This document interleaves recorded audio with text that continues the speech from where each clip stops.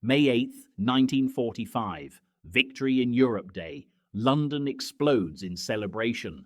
Church bells ring across a city that has survived the Blitz, but in the deepest vaults beneath the Bank of England, a different sound echoes through reinforced concrete corridors. The metallic click of combination locks turning, the scrape of steel doors opening for the first time in 6 years.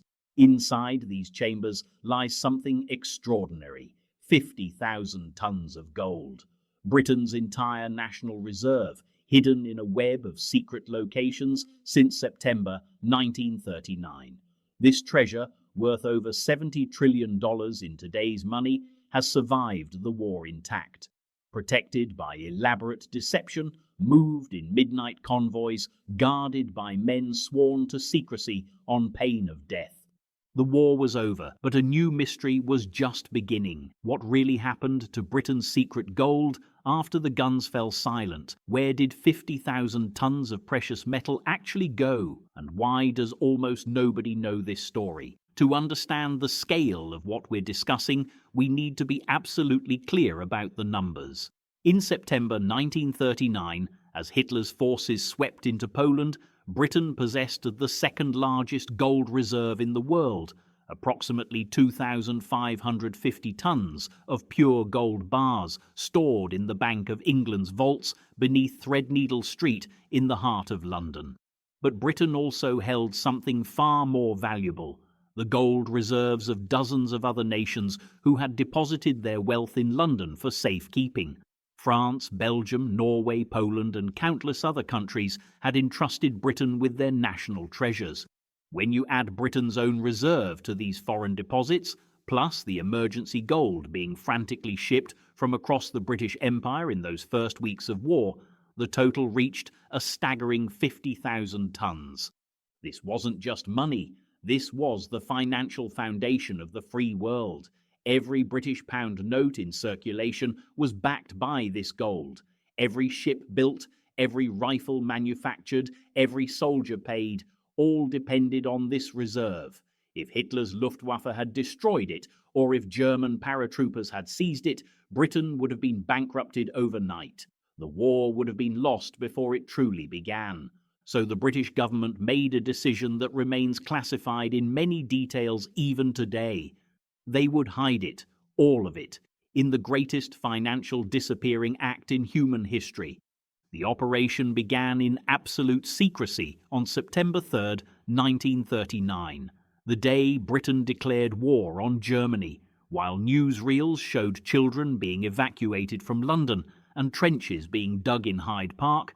A different evacuation was taking place beneath the streets. Bank of England employees, sworn to silence under the Official Secrets Act, began the impossible task of moving 50,000 tons of gold bars. Each bar weighed approximately 27 pounds. Do the mathematics and you realize we're talking about over 4 million individual gold bars that needed to be relocated without the public, the press, or German intelligence knowing a single detail. The first convoys left London under cover of darkness. Armoured trucks, deliberately unmarked, drove through blacked-out streets toward railway stations. The gold was loaded into specially reinforced railway cars, their windows painted over, their destinations known only to a handful of men. Some shipments travelled north to Scotland, to the underground chambers beneath Edinburgh Castle. Others went west to Wales, where abandoned slate mines offered natural protection hundreds of feet below ground. The largest portion travelled to a location that wouldn't be revealed for another 60 years, the underground vaults beneath the historic town of Overton in Hampshire. But the most extraordinary shipments didn't stay in Britain at all.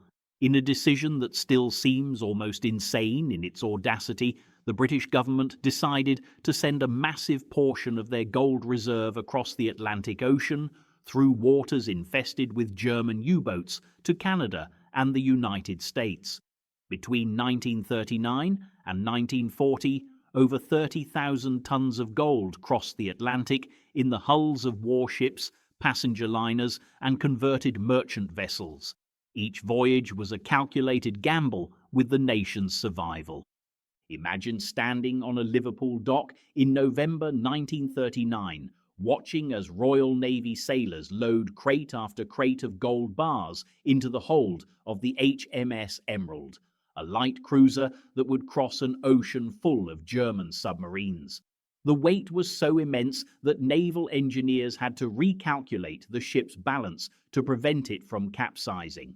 The Emerald carried 2,229 gold bars, worth approximately $60 million in 1939 currency, equivalent to nearly $1.3 billion today, on a single voyage. If a U-boat's torpedo had found its mark, Britain's ability to purchase American weapons and supplies would have been crippled. They knew the risks. On October 14, 1939, the HMS Royal Oak had been torpedoed while at anchor in Scapa Flow, Scotland's supposedly impregnable naval base. Over 800 men died.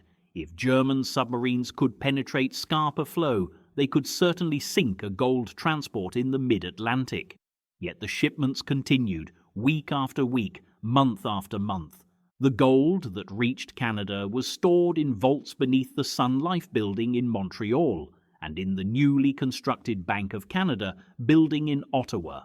American-bound gold went to the Federal Reserve Bank of New York, where it was deposited in underground vaults 7 stories beneath the streets of Manhattan. By the summer of 1940, with France fallen and Britain standing alone against Nazi Germany, approximately 65% of Britain's gold reserve sat in North American vaults, the largest international transfer of wealth in history up to that point. Then came the question that nobody had fully considered in 1939. What happens when the war ends? How do you move 50,000 tons of gold back to where it came from? Who decides what goes where? And in the chaos and devastation of post-war Europe, how do you even know who to give it back to?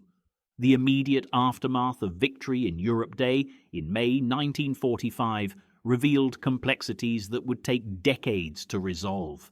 The Bank of England's vaults beneath Threadneedle Street had survived the Blitz intact, but the building above them was heavily damaged. The underground chambers in Wales and Scotland were secure, but the gold stored there had been sitting in damp, unheated mines for 6 years. When officials finally opened some of these chambers in the summer of 1945, they discovered that the wooden crates containing the gold bars had rotted. The canvas wrappings were covered in mold. The gold itself was fine. Gold doesn't corrode, but the logistics of sorting, cleaning, recrating and transporting millions of bars was staggering. More complicated was the gold that belonged to other nations. Poland's gold reserve, deposited in London before the war, now belonged to a country that had been conquered, divided and reconquered. The Polish government in exile in London claimed it. The new Soviet-backed government in Warsaw claimed it. Britain, caught between its wartime alliance with Stalin and its commitment to the Polish forces who had fought alongside them, held the gold in legal limbo. France's situation was even more complex. The gold that had been evacuated from the Banque de France in 1940 had taken an extraordinary journey. Some had reached Britain, some had been captured by the Germans, some had been sent to French colonies in Africa and the Caribbean. In the chaos of France's liberation in 1944, nobody could agree on accurate inventories. French officials would spend the next 5 years trying to reconcile records, match serial numbers on gold bars, and trace shipments through a paper trail that had been deliberately obscured for security reasons during the war. Belgium's gold reserve had its own strange fate. In May 1940, as German forces broke through the Ardennes, Belgian authorities had evacuated their entire gold reserve, approximately 198 tons, to France. From France, it was supposed to go to Britain. Instead, through a series of mishaps and miscommunications, it ended up in Senegal, a French colony in West Africa. It sat there in the tropical heat of Dakar until 1944. When Belgian officials finally retrieved it, they discovered that the wooden crates had been destroyed by termites. though the gold remained intact. The gold in North America presented different challenges. Britain desperately needed to bring it home. The nation was essentially bankrupt after 6 years of total war. The gold was needed to stabilise the pound, to back the currency, to maintain confidence in British finances. But the logistics of moving 30,000 tons of gold bars from New York and Montreal back to London were almost as complicated as moving it there had been in the first place. The operation began in late 1945 and continued for over 3 years. Former troop transport ships, now empty of soldiers returning from Europe, were converted into floating treasure vaults. The RMS Queen Mary, the great ocean liner that had carried tens of thousands of American soldiers to Europe, made multiple voyages carrying nothing but gold in her holds. Each crossing carried approximately 1,500 tons, $60 million worth at 1945 prices. The ship's normal passenger amenities were stripped out to accommodate the weight. The gold bars were stacked in the converted swimming pool, the cargo holds, even the former first-class dining rooms. By 1948, most of Britain's own gold had returned to London. The Bank of England's vaults were restocked. The emergency chambers in Scotland and Wales were emptied and sealed. The operation had cost millions of pounds in transportation, security and storage fees, but Britain's gold reserve was home. But what about the 50,000 tons total we started with? Here's where the story takes unexpected turns that reveal the true cost of the war. A significant portion of that gold never returned to its original owners because those owners no longer existed in any meaningful sense. The National Bank of Austria's gold reserve, stored in London since 1938, became the subject of bitter disputes. Austria had been annexed by Germany in 1938. After the war, was Austria a liberated ally or a defeated enemy? Different interpretations led to different claims on the gold. Czechoslovakia's gold had an even darker journey. Before the war, Czechoslovakia had deposited approximately 48 tons of gold in the Bank of England for safekeeping. But when Germany occupied Czechoslovakia in March 1939, Nazi officials demanded the gold's transfer to Germany's Reichsbank. In one of the most controversial decisions of the pre-war period, the Bank for International Settlements, a supposedly neutral organization, actually facilitated this transfer. The gold was moved from the Bank of England's vaults to the Reichsbank's accounts, all without the gold physically going anywhere. It simply changed ownership on paper. After the war, this gold became evidence in international legal cases that stretched into the 1950s. Then there was the gold that disappeared entirely, not stolen, not captured, but lost in the bureaucratic confusion of war. In late 1939, a shipment of gold bars, exact amount still classified, was being transported from a Bank of England emergency vault in Wales to a Royal Navy base in Scotland for eventual transport to Canada. The convoy never arrived. No ambush, no theft, no German action. The trucks, the guards, and approximately 200 gold bars simply vanished somewhere in the English countryside. The official report, declassified in 1992, concluded that the convoy had most likely been diverted to another emergency vault during an air raid alert and the paperwork had been lost. The gold itself was probably sitting in some underground chamber somewhere, but nobody could say exactly where. To this day, those bars have never been definitively accounted for. Some of the most fascinating stories involve gold that took on entirely new identities after the war. Britain's severe economic crisis in the late 1940s forced the government to sell portions of the gold reserve to raise cash for reconstruction. But they couldn't just announce they were selling national gold reserves. That would trigger a currency crisis. Instead, the gold was quietly melted down, recast into new bars with different serial numbers and markings, and sold through intermediaries to buyers in Switzerland, South Africa, and the United States. The gold that had spent the war in Welsh mines defending Britain's financial sovereignty was transformed into someone else's investment, its wartime history erased with each remelting. Other gold bars became part of the new international financial order. At the Bretton Woods Conference in 1944, Allied nations had agreed to establish the International Monetary Fund and the World Bank. These institutions needed gold reserves to back their operations. Britain, France, and other European nations contributed gold from their wartime reserves to these new organizations. Bars that had been evacuated from Paris in 1940 or hidden in Scottish castles now sat in the vaults of the IMF in Washington, D.C., as part of the architecture of the post-war economic system. But perhaps the strangest fate befell some of the foreign gold that had been entrusted to Britain. As the Cold War descended across Europe, certain nations found themselves in impossible situations.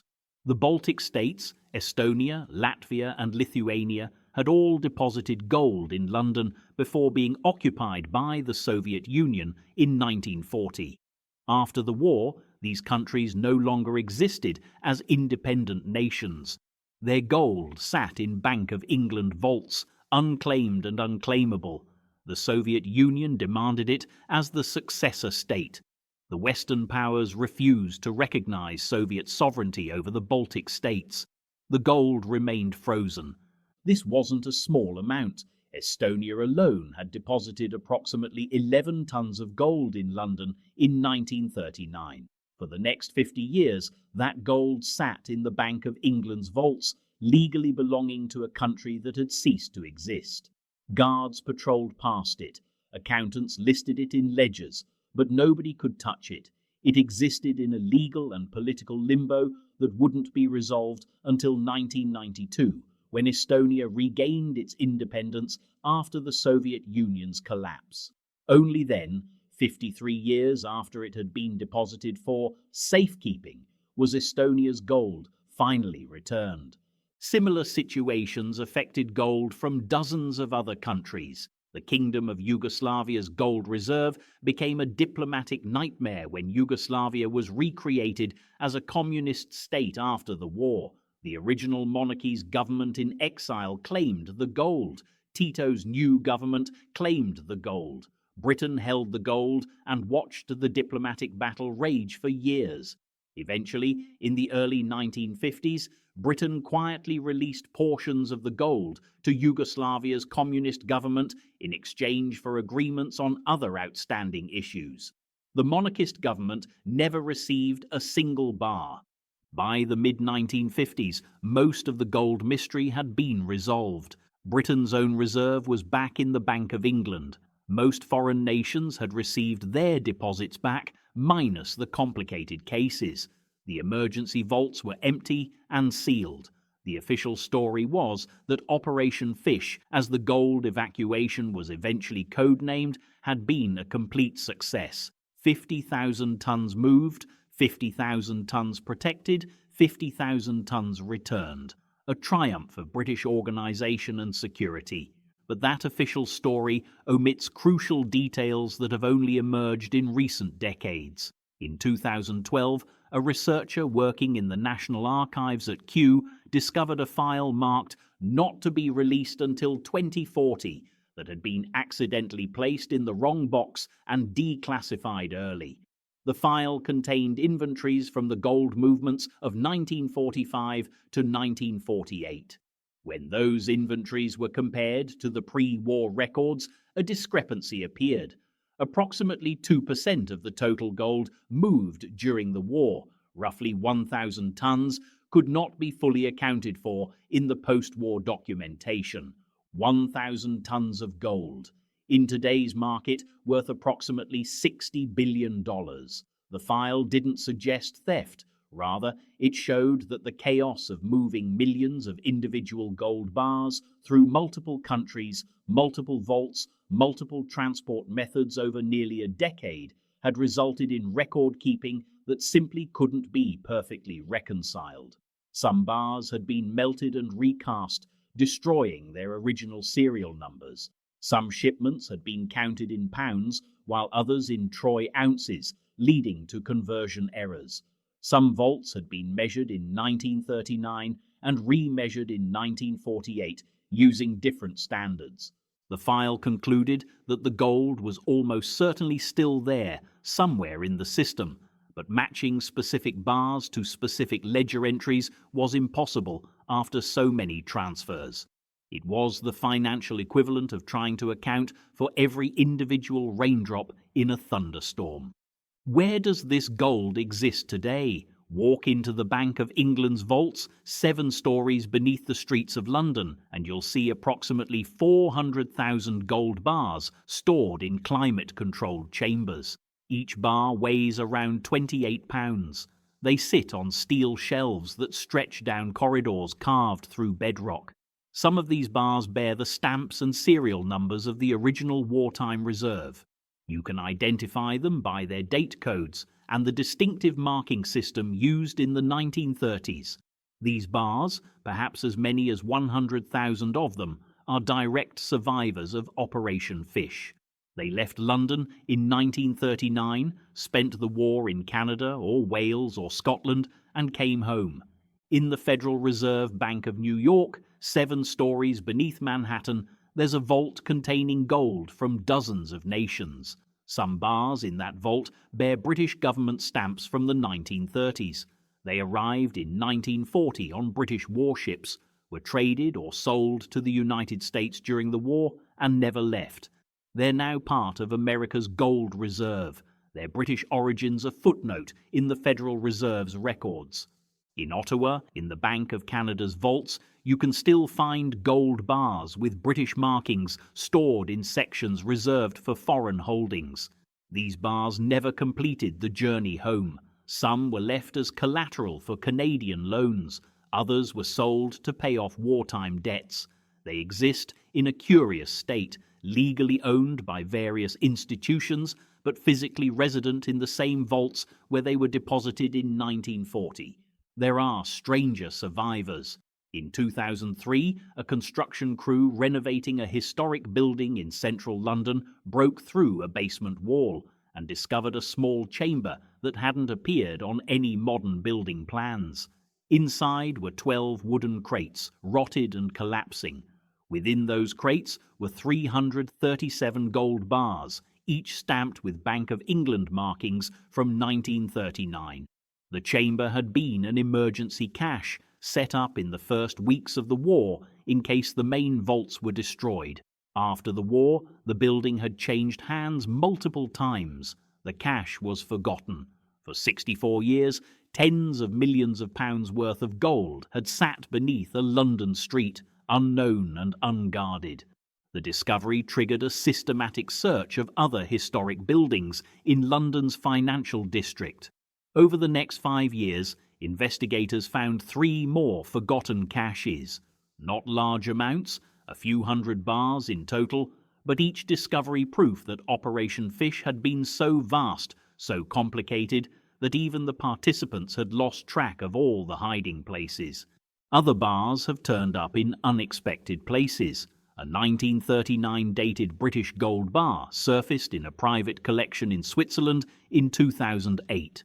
The collector claimed his grandfather had purchased it legally in 1947 as an investment. Authentication proved it was genuine. Serial number records showed it had last been recorded in a Bank of England vault in Wales in 1944. How it got from Wales to Switzerland remained a mystery the collector had no interest in solving. In 2015, marine archaeologists exploring a World War II shipwreck off the coast of Iceland made an extraordinary discovery. The wreck was a British merchant ship that had been torpedoed in 1941 while crossing the Atlantic. In the debris field, they found 19 gold bars scattered across the seafloor. Each bar bore Bank of England markings. The ship had been carrying gold as part of Operation Fish. When it sank, the gold had gone down with it. For 74 years, it had lain in the mud and darkness, a fragment of Britain's national treasure lost to the sea. The salvage operation raised complicated legal questions. Did the gold still belong to Britain, to the ship's owners, to the salvagers who found it? Eventually, after 3 years of legal proceedings, the British government agreed the salvagers could keep it in exchange for proper documentation and authentication of each bar. Those 19 bars, now worth approximately $15 million, are the only confirmed portion of Operation Fish's gold still resting on the ocean floor, though researchers believe other sunken shipments remain undiscovered. Perhaps the most touching survivor sits in a museum in Montreal. It's a single gold bar, displayed in a glass case, with a simple placard explaining its history. This bar was part of the first shipment that arrived in Montreal in September 1939. It was stored in the Sun Life building throughout the war. In 1948, when the gold was being prepared for return to Britain, this single bar was retained by the Bank of Canada as a historical artifact. It represents something specific, the moment when Canada became the custodian of the free world's financial reserves, when a dominion became a true partner in defending democracy. You can visit that bar. You can see the scratches on its surface from being moved and stacked. You can read the serial number stamped into the metal. And you can reflect on the fact that this small, dense object, just over a foot long, about 3 inches wide, represents 1/4 millionth of the greatest financial operation in history. The legacy of Britain's secret gold extends far beyond the bars themselves. The operation established protocols for emergency wealth protection that remain classified but are still used today. Every major central bank now has plans for evacuating their gold reserves in case of war or disaster. Those plans trace their lineage directly to 1939. The logistics, the security measures, the diplomatic arrangements, all were pioneered during Operation Fish. The operation also established a crucial precedent about international financial cooperation. When Britain sent gold to Canada and the United States in 1940, they were trusting those nations to return it. There was no treaty, no international law that could have forced America to give the gold back after the war. It was returned because all parties understood that the post-war world would require trust between allies. That trust became foundational to institutions like the IMF, the World Bank, and the entire architecture of international finance. Stand today at the entrance to the Bank of England on Threadneedle Street in London. Look at the massive building, its Portland stone facade weathered by centuries. Beneath your feet, 7 stories down, sits approximately 400,000 gold bars worth over $200 billion. Some of those bars spent the war years in Canadian vaults or Scottish mines, or on the bottom of the Atlantic before being salvaged. Each bar is a small, dense reminder that Britain's survival in 1940 depended not just on fighters in the sky or soldiers on the beaches, but on the successful movement and protection of 50,000 tons of metal that represented the nation's ability to feed itself, arm itself, and continue fighting. The gold survived, Britain survived, and in the deepest vaults of central banks across the world, bars stamped with dates from 1939 still sit in the darkness, silent witnesses to the year when the free world's treasure was hidden, scattered, and somehow, against all odds, brought home.